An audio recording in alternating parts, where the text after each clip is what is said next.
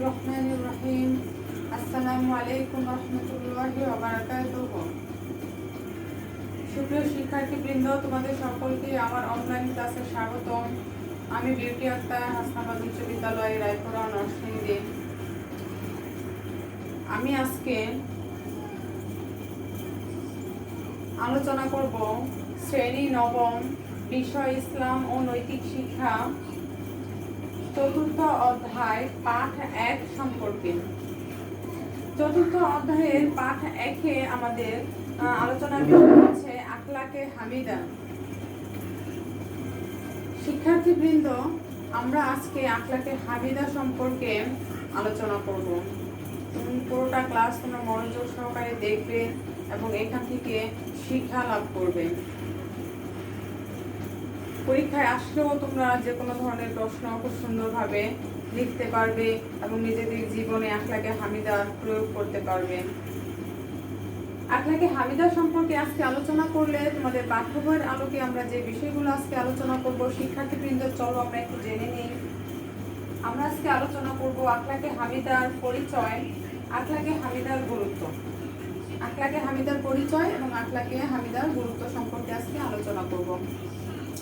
আখলাকে হামিদা সম্পর্কে আলোচনা করতে গেলে শিক্ষার্থীবৃন্দ, আমরা যদি ভেঙে ভেঙে আলোচনা করি, আখলাক শব্দের অর্থ কি? তোমাদের নৈতিক প্রশ্নে অথবা জ্ঞানমূলক প্রশ্নে কিন্তু থাকতে পারে যে আখলাকে হামিদা অর্থ কি, অথবা আখলাকে হামিদা কাকে বলে, আখলাকে হামিদার সংজ্ঞা দাও, আখলাকে হামিদা কি। আখলাক শব্দের অর্থ হচ্ছে স্বভাব, চরিত্র। হামিদা শব্দের অর্থ হচ্ছে প্রশংসনীয়। সুতরাং আখলাকে হামিদার একসাথে অর্থ হবে প্রশংসনীয় চরিত্র বা স্বভাব।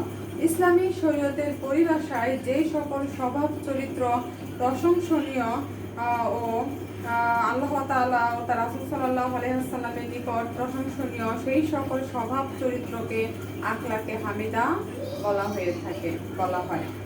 এক কথায় মানব চরিত্রের সুন্দর, নির্মল ও মার্জিত গুণাবলীকে আখলাকে হামিদা বলা হয়।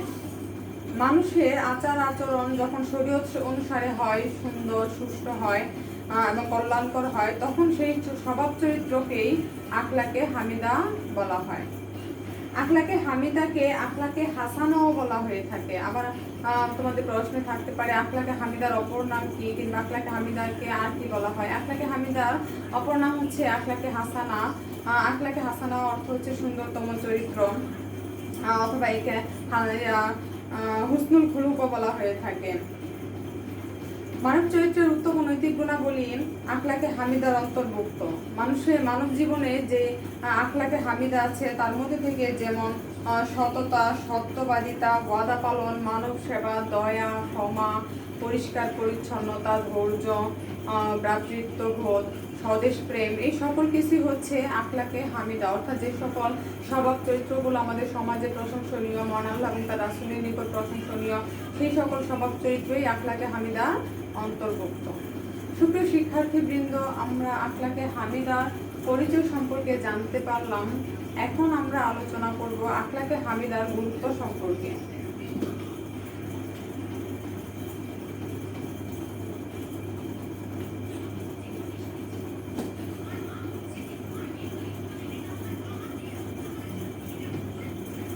অতীত, বর্তমান, ভবিষ্যৎ সব সময় আমাদের জীবনে আখলাকে হামিদার গুরুত্ব অপরিসীম। আখলাকে হামিদা হচ্ছে মানবীয় মৌলিক গুণ ও জীবনের শ্রেষ্ঠ সম্পদ। এর দ্বারাই মানুষ মনুষ্যত্বের সর্বশ্রেষ্ঠ স্তরে বা ধারে উপনীত হয়। মানবিকতা ও নৈতিকতা যদি না থাকে একজন মানুষের মাঝে, সে কিন্তু পশুর সমান।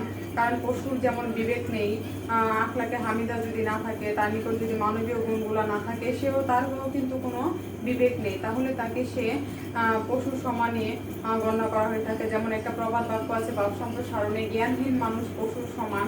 তো যার জ্ঞান আছে তার মধ্যে কিন্তু আখলাকে হামিদা আছে। আখলাকে হামিদা তার স্বভাব চরিত্র অন্তর্ভুক্ত আছে। মানুষের এইকালীন ও পরকালীন সুখ শান্তির জন্য উত্তম আখলাকের উপরে নির্ভরশীল করতে হয়। সৎ চরিত্রবান ব্যক্তি যেমন সমাজের চোখে আলো, তেমনি মহান আল্লাহ তাআলার নিকট অতি প্রিয়। সমাজের মানুষ যেমন তাকে ভালোবাসে, আখলাকে হামিদা যার মধ্যে থাকবে, যার মধ্যে পরিষ্কার পরিচ্ছন্নতা, দয়া, মানব সেবা, ক্ষমা,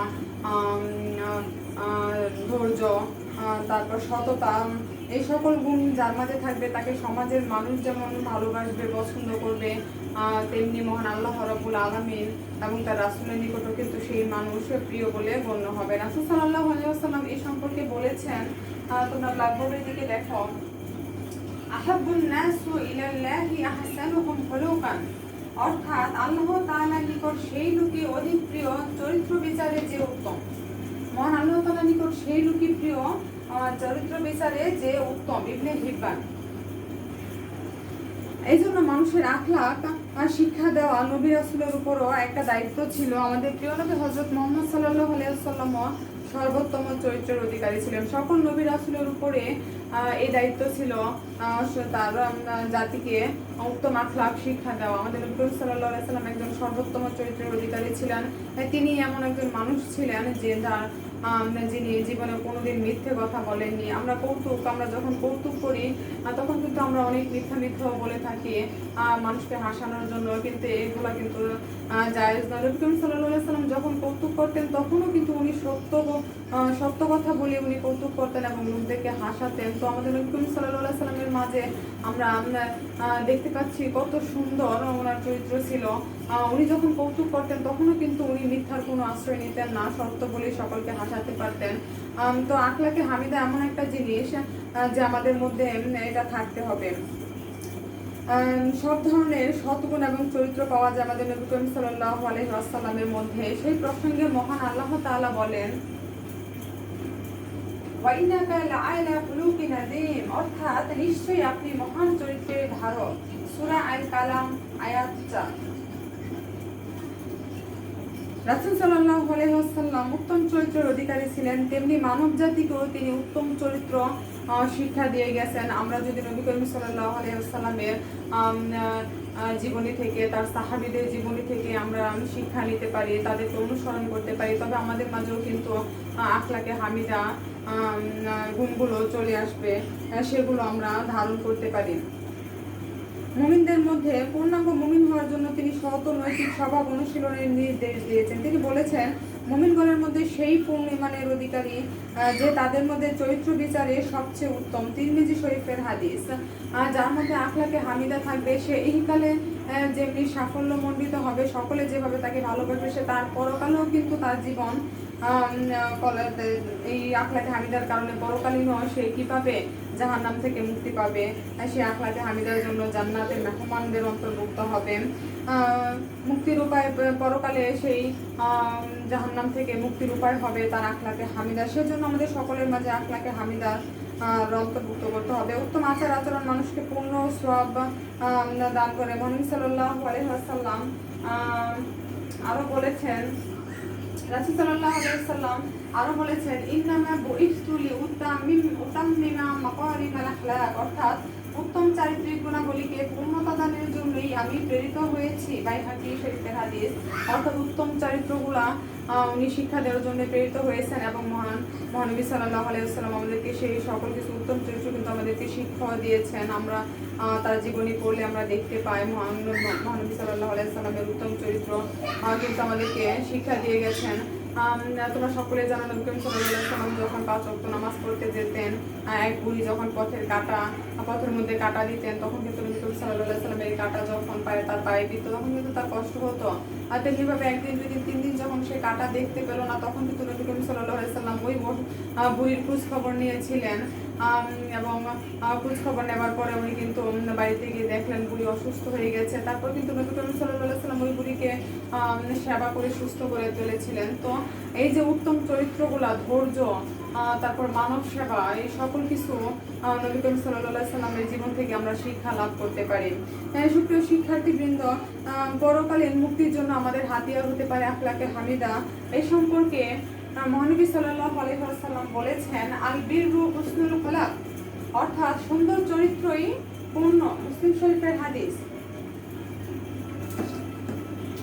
দুনিয়ার জীবনে আমাদের আখলাক যেমন অত্যন্ত গুরুত্বপূর্ণ। সৎ চরিত্র ব্যক্তিকে সমাজের সবাই ভালোবাসে, শ্রদ্ধা করে, সম্মান দেখায়, তার বিপদ আপদে সকলে কিন্তু এগিয়ে আসে। চরিত্রের কারণে তিনি সমাজের মর্যাদায় যেমন উচ্চ আসনে অধিষ্ঠিত হন, পরকালেও কিন্তু মহান আল্লাহ রাব্বুল আলামিন তাকে উত্তম প্রতিদান দিবেন। সেই সম্পর্কে নবী সাল্লাল্লাহু আলাইহি সাল্লাম আরো বলেছেন, খিয়ারুকুম আহসানুকুম আখলাকান, অর্থাৎ তোমাদের মধ্যে উত্তম ওই সকল ব্যক্তি যারা তোমাদের মধ্যে চরিত্র বিচারে সুন্দরতম। বুখারী শরীফের হাদিস। সমাজের সকল মানুষের মধ্যে যদি আখলাকে হামিদা থাকে তাহলে কিন্তু সেই সমাজে হানাহানি, মারামারি, কাটাকাটি, অন্যায়, অত্যাচার, জুলুম, নির্যাতন, ব্যভিচার এই সকল কিছু কিন্তু দূর হয়ে যাবে।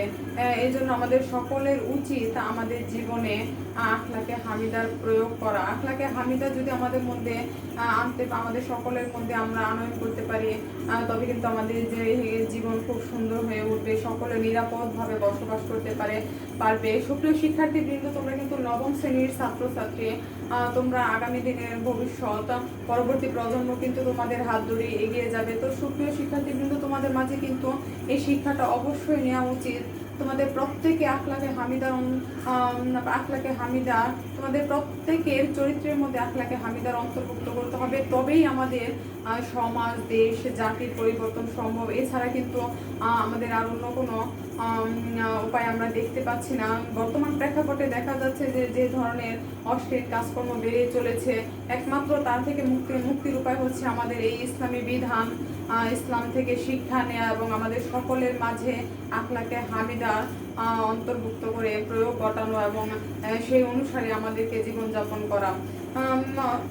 আমরা জানি যে আল্লাহ তাআলা, এই সচ্চরিত্র হচ্ছে মহান আল্লাহ তাআলার এক বিশেষ নিয়ামত। দুনিয়ার আগত সকল নবী রাসূলগণ উত্তম চরিত্রের অধিকারী ছিলেন এবং আমরা যে সকল বড় বড় মনীষীগণ, আমরা যখন স্মরণীয় এবং বরণীয় মনীষীগণ আমরা দেখতে পাই, তাদের মাঝেও কিন্তু আখলাকে হামিদার অন্তর্ভুক্ত ছিল, বিধায়ী তারা জীবনে প্রতিষ্ঠিত হতে পেরেছে। যাদের মাঝে আখলাকে হামিদা নেই, তারা কিন্তু জীবনে প্রতিষ্ঠিত হতেও পারে না এবং পরকালেও তাদের জন্য কোনো মুক্তির কোনো উপায় থাকে না। তো সুপ্রিয় শিক্ষার্থীবৃন্দ, আমরা সকলে আখলাকে হামিদা যাতে আমাদের মধ্যে থাকে, আমরা সেইভাবে চলাফেরা করব এবং আমরা কোরআন হাদিস মেনে চলবো। যেভাবে চলতে বলা হয়েছে আমরা সেইভাবে চলবো এবং আখলাকে হামিদা আমাদের সকলের চরিত্রের মধ্যে আমরা অন্তর্ভুক্ত করব। তো সুপ্রিয় শিক্ষার্থীবৃন্দ, আজকে আমরা আখলাকে হামিদা সম্পর্কে তোমাদের পাঠ্য বইয়ের আলোকে আমরা আলোচনা করেছি। আখলাকে হামিদার পরিচয় এবং আখলাকে হামিদার গুরুত্ব সম্পর্কে বিস্তারিতভাবে আলোচনা করেছি। তোমাদের আজকে বাড়ির কাজ হবে আখলাকে হামিদা কাকে বলে এবং আখলাকে হামিদা আমাদের জীবনে আখলাকে হামিদার গুরুত্ব কি। এই দুটি প্রশ্নের উত্তর তোমরা খুব সুন্দরভাবে বাসায় লিখবে এবং পড়বে। তো সুপ্রিয় শিক্ষার্থীবৃন্দ, আজকের মতো আমি এখানে আমার ক্লাস শেষ করছি। তোমরা ভালো থাকো, সুস্থ থাকো, নিয়মিত নামাজ আদায় করো এবং সবাই সবার জন্য দোয়া করো। পরবর্তীতে আবার তোমাদের সাথে আমার দেখা হবে। আজকে এখানেই শেষ করছি। আল্লাহ হাফেজ।